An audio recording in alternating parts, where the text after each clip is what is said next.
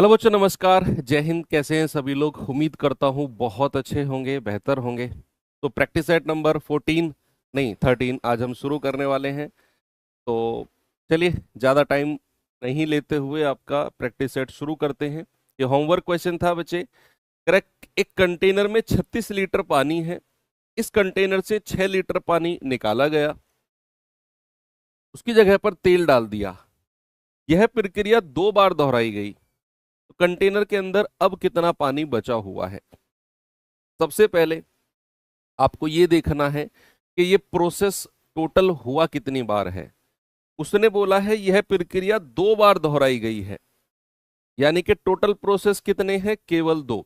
अगर वो लैंग्वेज थोड़ी सी चेंज कर देता, ये कहता 2 बार और दोहराई गई, ये और वर्ड यूज कर देता, तो भैया प्रोसेस हो जाते 3। क्योंकि एक बार तो उसने पहले एक्सप्लेन कर दिया कि तेल निकाला पानी डाल दिया, या पानी निकाला तेल डाल दिया, जो भी है, और प्रक्रिया 2 बार और दोहराई गई, तो टोटल प्रोसेस 3 हो जाते।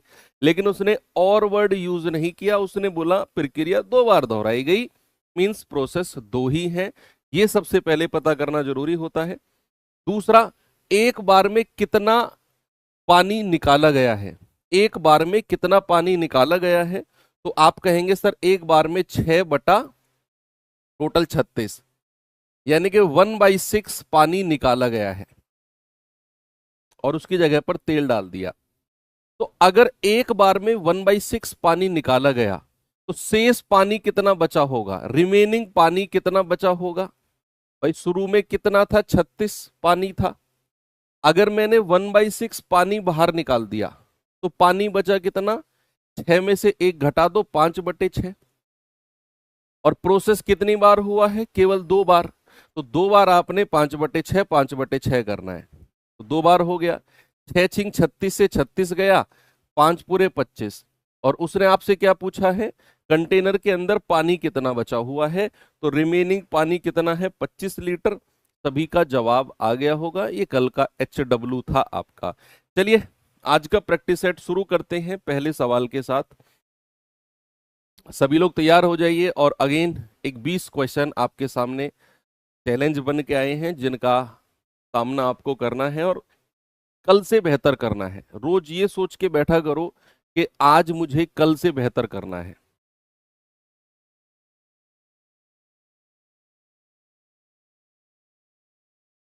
एक्स का मान बताइए। √x + 121 बराबर 23610 - 22763 × 11। क्या करें भाई? इसमें से ये घटाओ पहले। 10 में से 3 गया 7, 10 में से 6 गया 4, 15 में से 7 गया 8, बस 847 बचा है ना? क्योंकि 22 में से 22 तो जीरो हो जाएगा। 847। तो √x गुणा 121 बराबर ये 11। ये 11 से पूरा 11 बार कटेगा, और 11 से कटेगा 11 सत्ते 77, 11 सत्ते 77। ठीक है। तो x बराबर कितना हो जाएगा? 77 का स्क्वायर। भाई इधर से रूट हटेगा तो उधर 77 का स्क्वायर बन जाएगा। तो 77 का स्क्वायर बता दो कितना होता है? 77 का स्क्वायर कितना होता है? ऐसे किसी भी तरीके से आप निकाल सकते हो। भाई आप 77 को लिख सकते हो 80 - 3। 80 - 3 लिख सकते हो। और 80 - 3 का स्क्वायर क्या होता है? a - b का स्क्वायर, a² + b² -2ab। 8 तिया 24 दूनी 48, 480। 2ab कर दिया ना, तो 8 तिया 24, 240 का डबल 480। तो 6409 में से 480 माइनस कर दो, तो 9, 10 में से 8 गया 2, 13 में से 4 गए 9। 5929 आपका जवाब है, ऑप्शन नंबर ए। ठीक है, 5929 बिल्कुल सही है। आगे बढ़ू। Next question number 2। x + y 20 और xy 51। तो x और y का मान ऑप्शन से कर लो। यूपीएसआई 2026 में पूछा गया सवाल है कि अगर x + y 20 है और xy 51 है तो एक्स और वाई की अलग अलग वैल्यूज। ऑप्शन से मैं कर रहा हूं 5 सेकंड भी नहीं लगेंगे, 5 सेकंड बहुत ज्यादा कह दिया मैंने। एक्स प्लस वाई 20 होना चाहिए। क्या -17 और +3 अगर आप करते हो तो 20 मिलेगा? नहीं। क्या 17 -3 करते हो 20 मिलेगा? नहीं। -17 +3 करोगे? नहीं। भैया 17 और 3 जुड़ के 20 बनता है। 3 ऑप्शन हट गए, एक ही ऑप्शन बचा जिसको जोड़कर 20 मिलता है। बाकी 3 ऑप्शन हटाओ, वो सही हो जाएगा। और मल्टीप्लाई करोगे तो 17 तिया 51 यहां भी होता है। ठीक है, तो मैंने कहा ना 5 सेकंड मुश्किल से। जून में रोहित के बैंक खाते का बैलेंस 25 दिनों के लिए 5,000, 2 दिनों के लिए 20,000 और 3 दिनों के लिए 1,500 रुपए है। जून में रोहित के बैंक खाते में औसत बैलेंस कितना होगा? एवरेज वाला क्वेश्चन है ये। आपको ये देखना है जून में कितने दिन होते हैं। भाई जून के महीने में टोटल कितने दिन होते हैं? 30 दिन। टोटल 30 दिन होते हैं कि नहीं? अब सवाल कहता है कि भैया जो 25 दिन है ना, उसमें औसत बैलेंस 5,000 रुपया है। तो टोटल कितना हो जाएगा? 5,000 की 25 में गुणा करोगे। जो 2 दिन है उनका एवरेज 20,000 है, तो 2 दिन का टोटल कितना हो जाएगा? फिर करें 3 दिन का एवरेज 1,500 है, तो 3 दिन का टोटल कितना हो जाएगा? टोटल निकालकर दिनों की संख्या कितनी हो गई? 25, 2 27 और 3 30। वो हम शुरू में भी कह चुके थे कि जून में 30 दिन होते हैं। ठीक है, तो यहां पर सबसे पहले हम योग निकालेंगे। 25 दिनों का एवरेज कितना? 5,000 प्लस 2 दिन का एवरेज कितना? 20,000 प्लस 3 दिन का एवरेज कितना? 1,500। तो कितना हो गया? 25 पंजे 125, 3 जीरो, 20 दूनी 40,000 और 15 तिया 4,500। ठीक है भाई, तो 1,25,000 में 40,000 जोड़ोगे तो 1,65,000, 1,65,000 में 4,000 जोड़ोगे 1,69,000, 1,69,000 में 500 जोड़ोगे तो 1,69,500। 1,69,500 क्या सही जोड़ा है? 1,69,500 योग आ गया। आपको एवरेज बताना है। एवरेज एवरेज कितना होता है? 169500 बटे नंबर ऑफ डेज, टोटल दिनों की संख्या से डिवाइड कर दो। ये जाएगा 3 पंजे 15, 1 3 छिंग 18, 3 पंजे 15 जीरो। तो 5650 रुपया पूरे महीने का average balance, option number B. किसी को टफ नहीं लगा होगा क्योंकि ये जस्ट कैलकुलेशन, छोटी सी कैलकुलेशन वाला सवाल है। ये सवाल देखूं कौन करता है। तुक्के मत मारना, क्योंकि तुक्केबाजों को मैं अलग पहचान लेता हूं, आप जानते हैं ये बात। तुक्केबाजों को अलग पहचान लिया जाता है।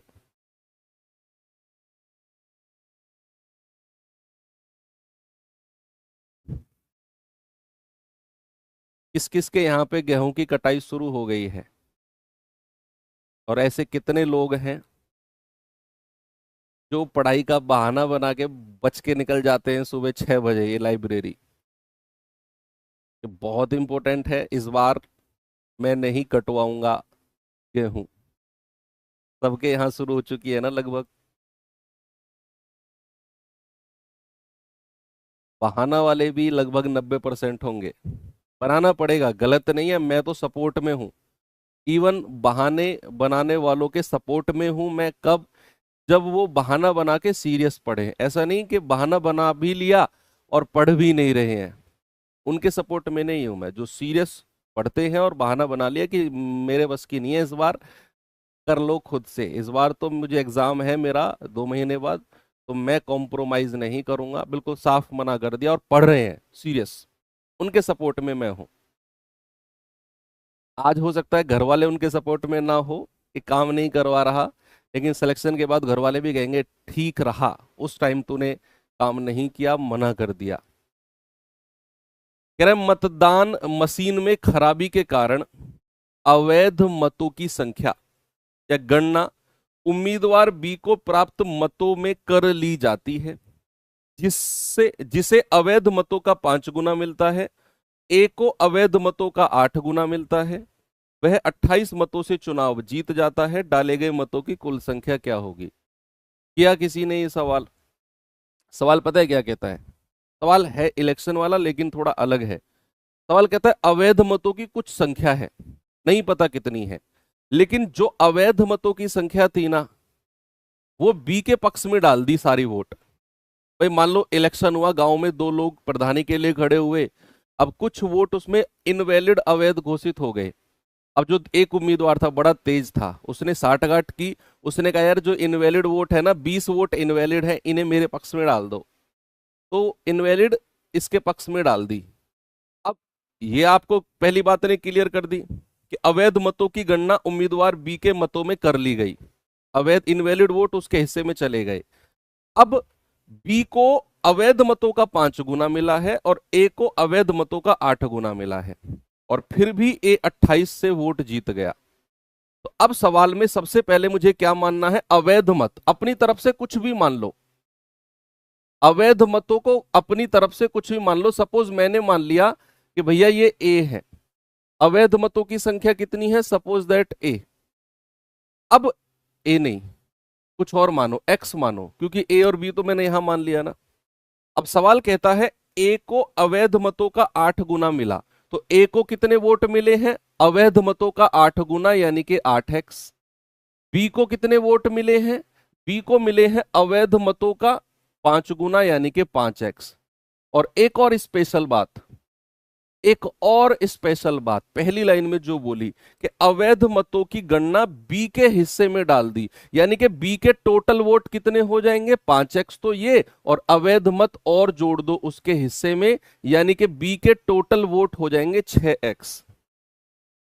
बी के टोटल वोट कितने हो जाएंगे? 6x। भाई 5x तो 5 गुना ये उसके हिस्से में है ही है, लेकिन अवैध मत भी उसके हिस्से में चले गए, तो बी के वोट हो गए 6x। ए के कितने हैं? 8। ए फिर भी 2x से जीत गया, और सवाल कहता है 28 मतों से जीता है, तो एक x की वैल्यू किसके बराबर हो जाएगी? 14 के बराबर। अब सवाल आपसे क्या कहता है कि डाले गए कुल मतों की संख्या कितनी है? जोड़ दो, 6 और 8 14। भाई टोटल कितने वोट डाले गए हैं? 14x। आप कहोगे 14 गुणा 14 196। टोटल वोट 196 हैं जो डाले गए हैं। भाई 8x इसके हिस्से में गए, 6x इसके में, तो टोटल 8 6 14x वोट डाले गए। ठीक है, आगे बढ़े। एक वस्तु को 10% और 20% की क्रमागत छूट के बाद 25% लाभ पर बेचा जाता है। यदि वस्तु का क्रय मूल्य 720 है तो उसका अंकित मूल्य कितना होगा? तुक्केबाजो 168 कौन कह रहा है?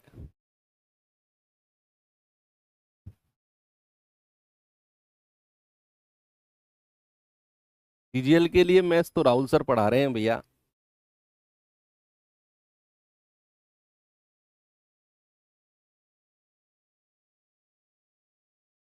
आपने एक चीज सुनी होगी कि अगर कहीं हमें डिस्काउंट परसेंट और प्रॉफिट परसेंट दोनों दिए हों,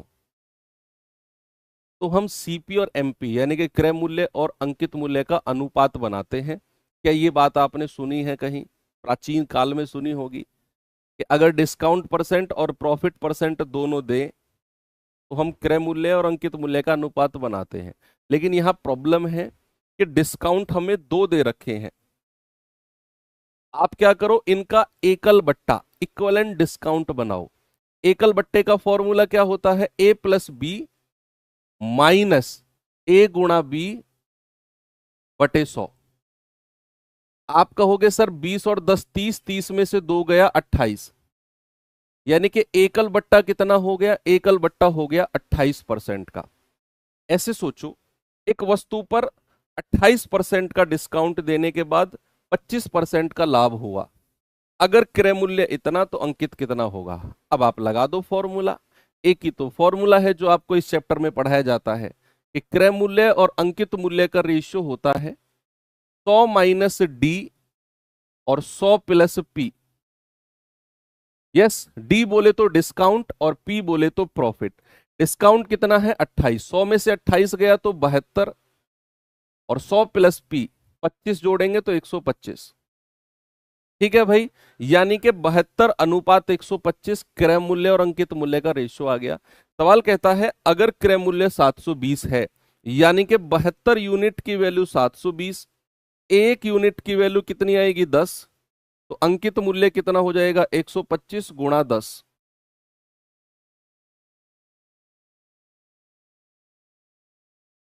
125 गुणा 10 कितना हो गया 1250। तो अंकित मूल्य कितना हो गया बच्चा, अंकित मूल्य हो जाएगा 1250। सभी का हो गया, अच्छा सवाल है, आगे बढ़े। नेक्स्ट, रिया और संगीता एक काम को क्रम से 6 और 8 दिन में पूरा कर सकती हैं। रिया अकेले काम शुरू करती है और 3 दिन के बाद संगीता रिया के साथ जुड़ जाती है, वो दोनों शेष काम को पूरा करती हैं। तो कुल काम को पूरा करने में कितना समय लगेगा? यहां बच्चे आप सही जवाब देकर भी गलत कर सकते हो। यहां शेष काम को पूरा करने का समय नहीं पूछा, कुल काम को करने का समय पूछा। 50 से 60% बच्चे गलत करते हैं इस सवाल को, तो थोड़ा संभल के। भाई दो लोग हैं रिया और संगीता, ये 6 दिन में कर सकती है, संगीता 8 दिन में। एलसीएम आ गया 24, 8 तिया 24, 6 चौक 24। सवाल ने बोला है कि रिया ने अकेले काम शुरू किया और 3 दिन बाद संगीता आई है, तो क्या 3 दिन तक, भाई साहब आप गमछे वाले भैया आप बताओ, क्या 3 दिन तक रिया ने अकेले काम किया होगा? क्या 3 दिन तक रिया ने अकेले काम किया होगा कि नहीं? तो 3 दिन तक रिया ने कितना काम कर दिया? रिया ने, आप कहोगे उसकी क्षमता से गुणा कर दो सर, 12 यूनिट।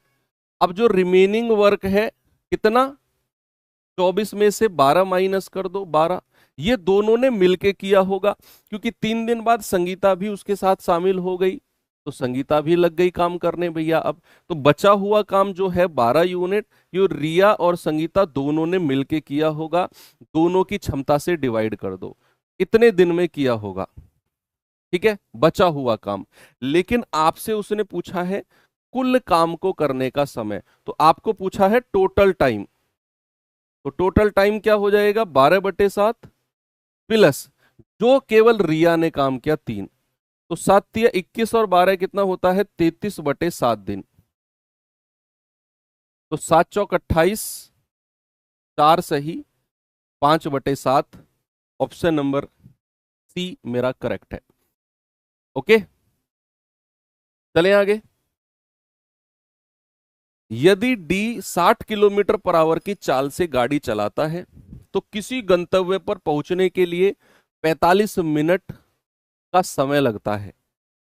कुछ अत्यावश्यकता के कारण, बहुत इंपॉर्टेंट काम के कारण उसे 30 मिनट में पहुंचना है, तो उसकी चाल क्या होनी चाहिए? क्या उसने अपने डेस्टिनेशन यानी कि गंतव्य को चेंज किया? नहीं, जब वो 60 की रफ्तार से जा रहा था तो 45 मिनट में पहुंच रहा था, लेकिन एक दिन क्या हुआ कि उसे जल्दी पहुंचना है 30 मिनट में, जगह नहीं बदली उसने, वहीं सेम जगह पर पहुंचना है। तो अगर जगह नहीं बदली तो दुनिया जानती है कि जो अनुपात चाल का होता है उसका उल्टा अनुपात समय का होता है, या फिर जो अनुपात समय का होता है उल्टा अनुपात चाल का होता है। यहां हमें समय दिया हुआ है कि भैया 45 और 30, 15 दूनी 30, 15 तिया 45, ये रेशियो टाइम का है, तो चाल का रेशियो क्या हो जाएगा जस्ट उल्टा। क्यों? क्योंकि डिस्टेंस कांस्टेंट है, दूरी हमारी स्थिर है, समान है। तो पहला speed 60 kilometre per hour, 2 unit की वैल्यू, 1 यूनिट की वैल्यू कितनी आएगी 30, तो 3 यूनिट की वैल्यू कितनी आएगी बच्चा 90, यानी कि उसकी रफ्तार कितनी हो जाएगी 90 किलोमीटर पर आवर, अगर उसे 30 मिनट में पहुंचना है तो। ओके, चलो आगे बढ़े। कह रहा है उस वर्ग का क्षेत्रफल बताओ जिसका विकर्ण 4 सेंटीमीटर है। वर्ग के फॉर्मूले लिखवा दिए क्या मैंने कहीं आपको किसी प्रैक्टिस सेट में? नहीं तो लिख लीजिए। मान लो ये वर्ग है, ये इसकी भुजा है, चारों भुजा बराबर है, ये इसका विकर्ण है।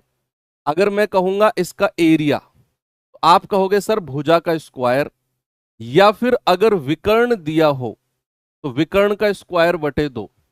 वर्ग के क्षेत्रफल के दो फॉर्मूले होते हैं, अगर भुजा दे रखी हो तो भुजा का स्क्वायर कर दो, अगर विकर्ण दे रखा हो तो विकर्ण का स्क्वायर बटे दो। ये भी सीधा डायरेक्ट क्षेत्रफल का फॉर्मूला होता है। पेरीमीटर होता है 4a, चारों भुजाओं को जोड़ दो। इसका डायगोनल का फॉर्मूला होता है √2a। ठीक है। अगर मैं किसी अगर मैं किसी वर्ग के अंदर कोई सर्कल जो इसके चारों साइड को टच करता हो बना दूं, तो उस सर्कल की जो रेडियस होती है वो कितनी होती है बच्चा, a/2। और अगर मैं किसी वर्ग के बाहर की तरफ अगर मैं किसी वर्ग के बाहर की तरफ एक सर्कल बना दूं इस तरीके से, तो इसकी जो रेडियस होगी सर्किल की, कैपिटल R, तो वो हो जाएगी इसका डायगोनल बटा 2, यानी कि वर्ग के डायगोनल का आधा। और कुछ बचा है नहीं। ठीक है, ये फॉर्मूले हैं वर्ग के। तो आपसे कह रहा है विकर्ण 4 सेंटीमीटर है, क्षेत्रफल बताओ, तो डायरेक्ट विकर्ण वाला लगा दो, 4 का स्क्वायर बटे 2, 16 बटे 2, यानी कि 8। Option number C. ठीक है, चले आगे। कह रहा है कि एक धनराशि एक साल में 4400 और 3 साल में 5324 हो जाती है, तो प्रतिवर्ष चक्रवृद्धि ब्याज की दर बताओ। बच्चे, ये सवाल कंपाउंड और सिंपल दोनों में पूछा जाता है, यानी कि चक्रवृद्धि ब्याज और साधारण ब्याज दोनों में सेम रहेगा सवाल, लिखने में करने का तरीका अलग होगा, बिल्कुल डिफरेंट। तो अगर ये चक्रवृद्धि ब्याज में पूछा गया तो इसका तरीका अलग आपने सीखा है कि मान लो मैंने कहा मूलधन P है, तो एक साल में कितना मिश्र धन हो गया, अमाउंट कितना हो गया 4400, और सवाल कहता है कि 3 साल में 5324, तो शुरुआत से 3 साल में 5324, शुरुआत से 3 साल में कितना 5324 रुपए मिश्रधन हो गया, अमाउंट हो गया। तो अगर मैं आपसे पूछूं कि यहां से यहां पहुंचने के लिए कितना समय लगा, 3 में से 1 घटा दो, सर 2 साल लगा है। कितना लगा है, 2 साल।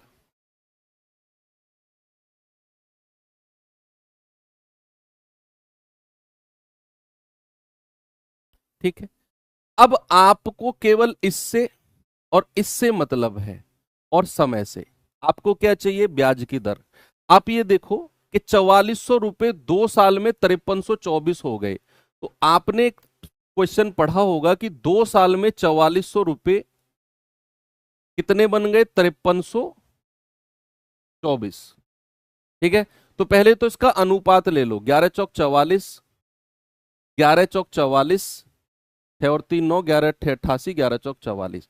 अब 2 साल से 1 साल पे अगर आपको आना है तो अंडर रूट करना पड़ेगा। क्या करना पड़ेगा बच्चा, अंडर रूट करना पड़ेगा। 2 साल से अगर 1 साल पे आना है तो आपको स्क्वायर रूट यानी कि वर्गमूल करना पड़ेगा। तो 400 का अंडर रूट कितना होता है, 20, और 484 का कितना होता है, 22। तो 1 साल में 20 रुपया 22 में बदल गया। कितना ब्याज मिला है, 2 रुपया, और परसेंटेज में बताना है तो 2/20 और गुणा 100, तो 20 पंजे 100 और 5 दूनी 10%। कितना जवाब आ गया, 10% का ब्याज की दर है। ऑप्शन नंबर ए हमारा सही है। बहुत अच्छा सवाल है ये, एग्जाम में आने लायक है, बिल्कुल बिल्कुल एग्जाम में आने लायक।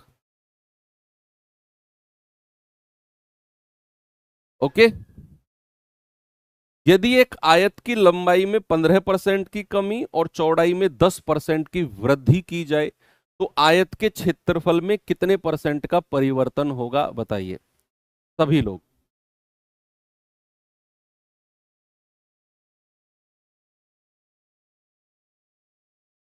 भाई 15% का फ्रैक्शन कितना होता है, 3/20, और 10% का फ्रैक्शन होता है 1/10। आपसे उसने पूछा है आयत के क्षेत्रफल में परिवर्तन। आयत का क्षेत्रफल क्या होता है बच्चे, आयत का क्षेत्रफल होता है लंबाई गुणा चौड़ाई। ठीक है, तो लंबाई में क्या बोला है, 15% की कमी, तो यानी कि रेशियो हो जाएगा 20 से 3 घटा दो 17। और चौड़ाई में 10% की वृद्धि, तो 10 में 1 जोड़ दो, रेशियो हो जाएगा 11। तो ये लंबाई का केस है, ये चौड़ाई का। अब अगर मैं क्षेत्रफल पूछूंगा तो दोनों की मल्टीप्लाई होती है कि नहीं? तो दोनों की मल्टीप्लाई करो, एरिया 200 और बाद में कितना हो जाएगा 187। भाई 200 से 187 हुआ है तो क्षेत्रफल तो कम हुआ है। पहले 200 था, बाद में 187, तो क्षेत्रफल में कमी हुई है, तो वृद्धि वाले ऑप्शन तो हटा दो, ये तो आपके जवाब नहीं है। तो कितने की कमी हुई है? 13 की।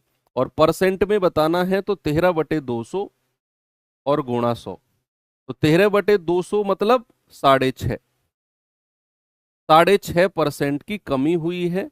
आपका जवाब हो जाएगा ऑप्शन नंबर डी, बिल्कुल सही है। सभी का करेक्ट है क्या? आगे बढ़ो। कह रहा है एक निश्चित धनराशि साधारण ब्याज पर 12 वर्षों में स्वयं का 3 गुना हो जाती है, तो कितने वर्षों में 5 गुना हो जाएगी? अब ये भी ऐसा सवाल है जो आपको एसआई और सीआई दोनों में देखने को मिलता है, और दोनों में करने के तरीके बिल्कुल अलग होते हैं। सीआई का शायद हमने कल कराया था, चक्रवृद्धि ब्याज वाला, आज साधारण ब्याज वाला है। साधारण ब्याज में ध्यान रखना, मैंने पहले भी आपको कराया कि अगर कोई पैसा n गुना होता है तो उस पर मिलने वाला प्रतिशत ब्याज कितना हो जाएगा? n-1 into 100%। अगर साधारण ब्याज के केस में कोई धनराशि n गुना होती है, कितना भी, n की वैल्यू कुछ भी हो सकती है, तो उस पर मिलने वाला प्रतिशत ब्याज n-1 इंटू 100% होता है। तो अगर उसने बोला है 12 साल में स्वयं का 3 गुना, तो यहां बोर्ड पे या रफ कॉपी में नहीं करना, दिमाग में करना है। भैया n की वैल्यू 3 रख दो, तो 3 में से 1 गया 2, 2 की 100 में गुणा करेंगे 200% ब्याज। कितना परसेंट ब्याज? 200%। और कितने साल में? 12 साल में। सवाल कहता है 5 गुना, तो 5 गुने का मतलब है n की वैल्यू 5 रखेंगे, 5 में से 1 गया 4, 4 की 100 में गुणा कर देंगे, यानी कि ब्याज मिला 400%। 5 गुने का मतलब ब्याज कितना? 400%। तो भैया 200% ब्याज 12 साल में, तो 400% ब्याज कितने में? देखो 200 का डबल है ना, तो 12 का भी डबल कर दो, 24 साल में। तो 400% ब्याज 24 साल में, यानी कि आपका जवाब है ऑप्शन नंबर ए। ठीक है, अच्छा सवाल है। बस ये ध्यान रखना, ये केवल सिंपल साधारण ब्याज में लगाना है n गुना वाला। चक्रवृद्धि ब्याज में चीजें काम नहीं करती जो साधारण ब्याज में करती हैं, क्योंकि दोनों अलग होते हैं। a अनुपात b 6/8, तो a क्यूब अनुपात b क्यूब क्या होगा? अरे इसको रेशियो को भी छोटा बना लो ना, 2 तिया 6, 2 चौको 8, तो a क्यूब कितना हो जाएगा? 3 क्यूब और 4 क्यूब, तो 27 और 64, 27 64। ठीक है,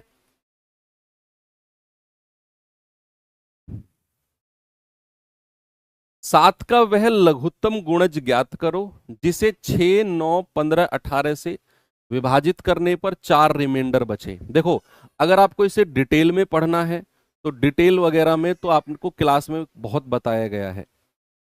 इस तरह के क्वेश्चंस की मैंने रामबाण सीरीज में क्लास भी कराई है, आप वहां से भी देख सकते हो। इस क्वेश्चन को करेंगे हम ट्रिक से। दरअसल एलसीएम एचसीएफ के लगभग मैं कहूंगा 95% सवाल डिविजिबिलिटी रूल से हो जाते हैं। अब कैसे? सवाल ने बोला है कि 7 का लघुत्तम गुणज बताना है, यानी कि 4 ऑप्शन में जो भी है, मेरा जो ऑप्शन 7 से नहीं कटेगा वो जवाब नहीं होगा। देखो जब हम ऑप्शन से जाते हैं ना बच्चा, तो हम सही ऑप्शन को ढूंढने की कोशिश नहीं करते, हमें 3 गलत ऑप्शन ढूंढने होते हैं। अगर आप ऑप्शन से जा रहे हो और सही ऑप्शन ढूंढने की कोशिश कर रहे हो तो आप गलत जा रहे हो। फिर समझो, आपको 3 गलत ऑप्शन ढूंढने हैं अगर आप ऑप्शन से जाते हो। तो 7 का गुणज होना चाहिए, तो जो ऑप्शन 7 से नहीं कटेगा सबसे पहले उसे हटाओ। तो 7, 7 दूनी 14, 4, ये 7 से नहीं कटा। 7 एकम 7, ये 7 से कटता है। 7 पंजे 35, 7 दूनी 14, ये भी कटता है। 7 तिया 21, 6, ये नहीं कटता, क्योंकि उसने बोल दिया साफ कि भैया 7 का गुणज होना चाहिए। तो आपने 2 ऑप्शन हटा दिए पूरे आत्मविश्वास के साथ। अब आपके पास 2 ऑप्शन बचे हैं, इनमें से किसी एक को हटाना है। जैसे ही एक हटा, हमारा आंसर हमारे सामने। अब सवाल कहता है कि 6, 9, 15, 18 से कटने पर 4 रिमाइंडर होना चाहिए। यानी कि केवल इन दोनों ऑप्शन को चेक करना है हमें। किसको? केवल दोनों ऑप्शन को।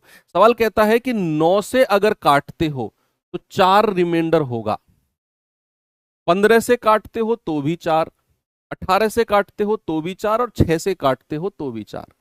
अगर मैं 9 से काटता हूं, जरा इस 84 को 9 से काटना, तो 9 नाम 81, रिमाइंडर तो कितना आ गया? 3। लेकिन हमें कितना रिमाइंडर चाहिए? 4। तो ये ऑप्शन भी हट गया। अरे वाह! मैंने कहा अगर मैं ऑप्शन से जाता हूं तो 3 गलत ऑप्शन ढूंढने होते हैं। तो 2 ऑप्शन तो मैंने 7 के गुणज वाले हटा दिए जो नहीं थे। फिर मैंने कहा यार अगर 9 से कटेगा तो 4 रिमाइंडर होना चाहिए सवाल के अकॉर्डिंग। मैंने 84 को 9 से काटा, रिमाइंडर तो 3 आया। गलत हो गया।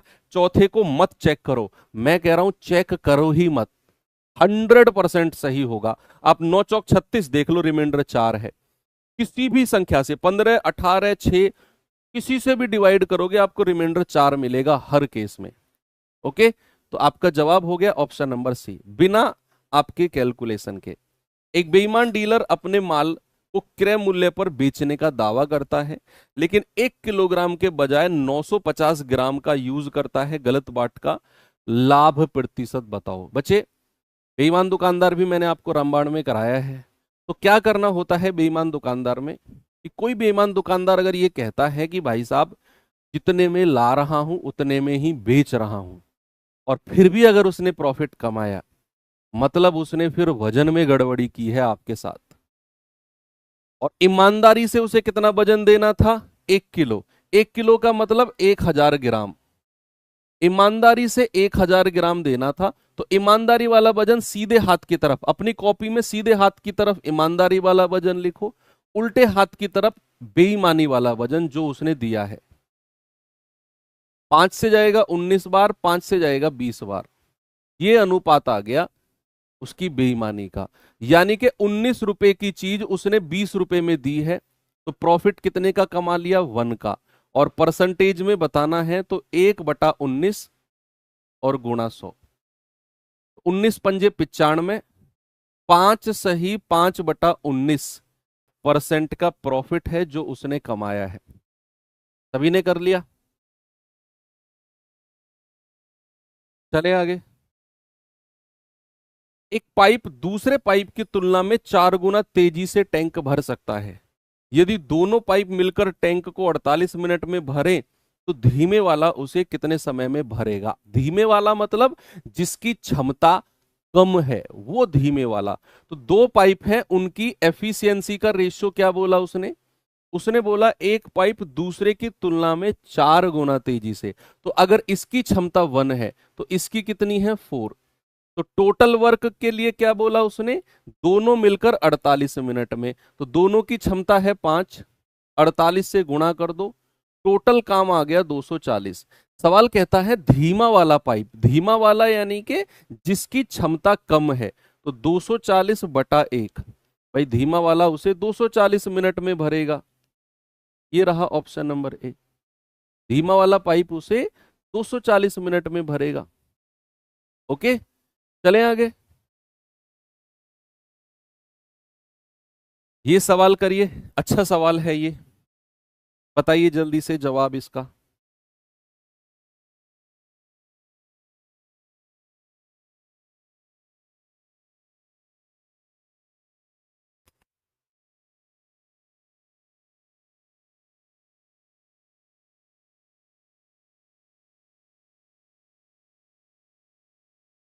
दो स्टेशन के बीच की दूरी 300 किलोमीटर है। एक कार स्टेशन T1 से 8 बजे सुबह चलना शुरू करती है और 45 की रफ्तार से चलती है। दूसरी कार स्टेशन T2 से T1 की तरफ 60 की रफ्तार से चलती है। तो बताइए दोनों कार किस टाइम पर मिलेंगी? आसान सवाल है सर, आप तो सबको आसान बोलते हो। देखो ये 8 बजे चली है सुबह, किस रफ्तार से चली है? ये T1 है और ये T2 है। तो पहली वाली ट्रेन चली है किस रफ्तार से? 45 की रफ्तार से। दूसरे वाली ट्रेन चली है सुबह 10 बजे, और किस रफ्तार से चली है? 60 की रफ्तार से।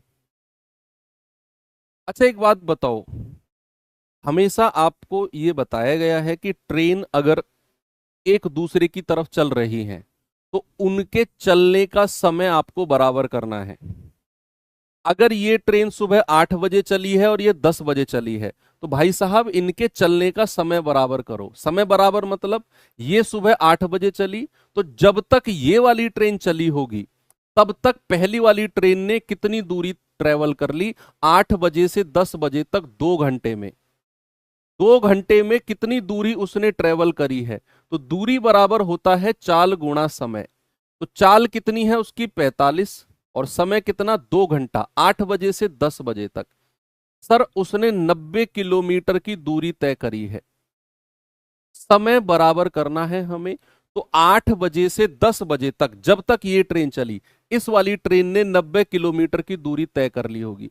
अब यहां से यहां की दूरी कितनी बची है भाई? टोटल 300 है, 300 में से 90 माइनस कर दो। आप कहोगे सर 210 किलोमीटर बचा है अब। यानी कि 10 बजे यहां भी हो गया, 10 बजे यहां भी टाइम बराबर हो गया। अब दोनों के बीच की दूरी 210 किलोमीटर है। टोटल 300 थी, सवाल ने दिया 300 में से 90 माइनस कर दिया, 2 घंटे में चली गई दूरी, 210 बची। अब फिर से आप डीएसटी का रूल लगा दो और सापेक्ष गति यूज होगी यहां पर, क्योंकि 10 बज चुके हैं, दोनों ट्रेन एक दूसरे की तरफ दौड़ रही हैं। और गुणा टी, 60 और 45, 105, 105 दूनी 210, यानी कि टी बराबर 2 आर। 2 घंटे बाद मिलेंगी, तो 10 बजे में 2 घंटे जोड़ दो, कितने बजे मिलेंगी? 12 बजे। 12 PM पर बच्चे वो एक दूसरे से मिलेंगी, ऑप्शन नंबर बी। देख लो अगर किसी को कोई समस्या है तो। ठीक है, 12 PM पर वो ट्रेन एक दूसरे से मिलेंगी। दूध और पानी का 32 लीटर मिश्रण है। इस मिश्रण में दूध और पानी का रेशियो 5:3 है। यदि मिश्रण में यदि कह रहा हूं, इस मिश्रण में कितने लीटर पानी मिलाया जाए ताकि परिणामी मिश्रण में 50% पानी हो जाए? परिणामी मिश्रण में 50% पानी। देखो मिल्क और वाटर का रेशियो कितना है सर? 5:3। टोटल मिश्रण कितना है? 32 लीटर। तो अगर मैं 5 और 3 8 यूनिट की वैल्यू 32 लीटर कहता हूं, तो 1 यूनिट की वैल्यू 4 लीटर, तो 5 यूनिट की वैल्यू 5 चौको 20 लीटर, और 3 यूनिट की वैल्यू 4 तिया 12 लीटर। अब मुझे एक बात अच्छे से समझ में आ गई। उसने बोला कि मिश्रण में कितना लीटर पानी मिलाया जाना चाहिए, यानी कि वो मिश्रण में केवल पानी मिला रहा है, दूध नहीं मिला रहा। यानी कि दूध कितना है? 20 लीटर, और रहना भी कितना चाहिए? 20 लीटर ही रहना चाहिए। सवाल कहता है मैं कितना पानी मिलाऊं कि मिश्रण में पानी, परिणामी मिश्रण में 50% पानी हो जाए। 50% पानी का मतलब क्या हुआ? कि आधा पानी हो जाए। आधा पानी का मतलब कि अगर मैं अनुपात में बात कर रहा हूं तो जितना दूध है उतना पानी हो जाए। भाई आप ऐसे सोचो कि उसने बोला मिश्रण में 50% पानी हो जाए। 50% पानी अगर मिश्रण में हो रहा है तो बचा हुआ 50% क्या होगा? दूध। यानी कि वो ये कहना चाह रहा है कि दूध और पानी की मात्रा बराबर हो जाए मिश्रण में, कोई भी ऊपर नीचे ना रहे। 50% पानी का कहने का मतलब यही है।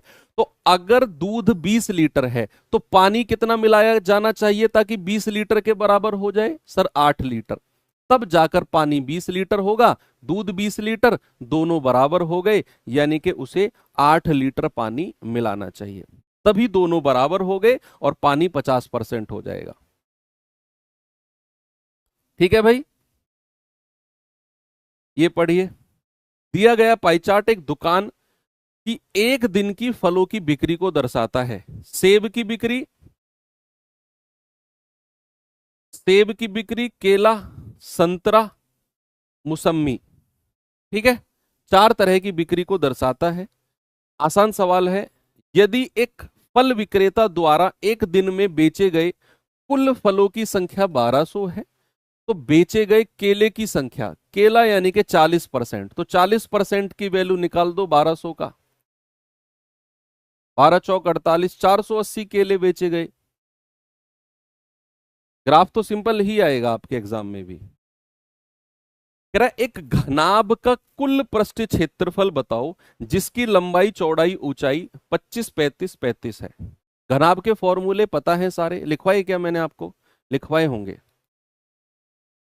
आप इस क्वेश्चन का आंसर बताओ, तब तक मैं घनाभ के फॉर्मूले आपको बताता हूं।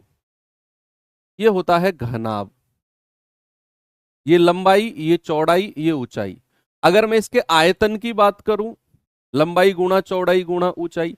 अगर मैं इसके चार दीवारों का क्षेत्रफल, जिसको हम वक्र पृष्ठ क्षेत्रफल या कर्व्ड सरफेस एरिया बोलते हैं, चार दीवारों का क्षेत्रफल भी बोला जाता है, 2l plus be in 2h। अगर मैं इसका संपूर्ण पृष्ठ क्षेत्रफल, टोटल सरफेस एरिया की बात करता हूं या कुल पृष्ठ क्षेत्रफल की बात करता हूं, तो 2lb bh और lh होता है।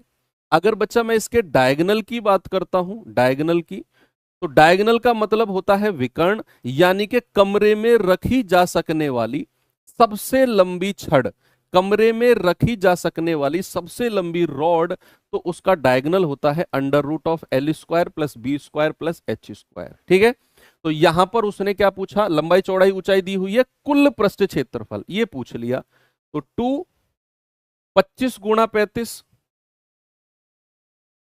Plus 35 × 35 plus 25 × 35। 25 × 35 कितना होगा? 25 पंजे 125, 25 तिया 75 और 12 87। 35 × 35, 5 पूरे 25, 3 चौकू 12, और ये भी 875। जोड़ दो भाई इनको, 875 875 कितना हो गया? 1600, 1750, और 1750 प्लस 1225, 17 12 कितना होता है? 29, 2950, 2975। 2 × 2975, दो पंजे 10, दो सत्ते 14, एक 15, दो नाम 18 और एक 19, दो दो दूनी 4 और एक 5, तो 5950। क्या आपका जवाब ऑप्शन ए होगा? सभी का आ रहा है 5950। ये फॉर्मूले हैं बस, ये क्वेश्चन नहीं है इतना बड़ा, ये फॉर्मूले लिखवाए मैंने आपको। एक पिता की वर्तमान आयु उसके पुत्र की वर्तमान आयु का डबल है। 8.5 साल बाद उनकी आयु का रेशियो 7:4 होगा। पुत्र की वर्तमान आयु, देखो फादर और सन की बात करते हैं, कह रहा है पिता की वर्तमान पुत्र का डबल है, पुत्र अगर 1 तो पिता डबल। कह रहा है 8.5 साल बाद 7:4 का रेशियो होगा। 8.5 साल बाद, दोनों तरफ 8.5 8.5 लिख दो। क्रॉस मेथड आपको पता है, जिसको नहीं पता है रामबाण सीरीज यूट्यूब पर डालेंगे, 25 क्लास की एक प्लेलिस्ट मिलेगी, उसमें क्रॉस मेथड की एक क्लास है, आराम से पढ़ना बिंदास तरीके से, सबने पढ़ी हुई होगी हालांकि। 4 दूनी 8, 7 एकम 7, डिफरेंस कितना आ गया? 1। 7 पंजे 35, 7 चौक 28 और 3 31, 5 चौकू 20, 8 पंजे 40 और 2 42। दोनों का डिफरेंस कितना आ गया? दोनों का डिफरेंस है 8 और 2 10, 10.5। ऊपर का डिफरेंस नीचे के डिफरेंस के बराबर कर दो। आपसे उसने क्या पूछा? आपसे पूछा पुत्र की वर्तमान आयु, तो वर्तमान रेशियो तो ये रहा भाई, वर्तमान में ही तो डबल रेशियो दिया हुआ है, पहली लाइन पढ़ो। तो पुत्र की वर्तमान क्या हो जाएगी? 1 यूनिट। क्या कुछ गड़बड़ हुआ है क्या? 59.5 होगा। कहां होगा 59.5? हाँ तो सही तो होगा 59.5, सही तो किया मैंने।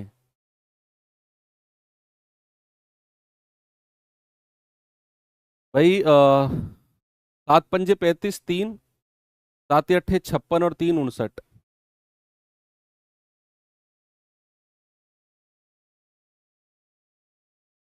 तो 42, 8 और 9 17.5।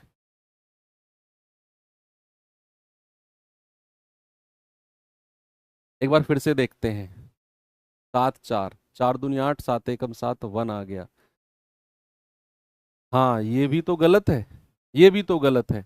4 पंजे 20, 2 4 अट्ठे 32 और 2 34। किसने गलत कराया, सच बताना, पीछे से किसी ने कराया है गलत?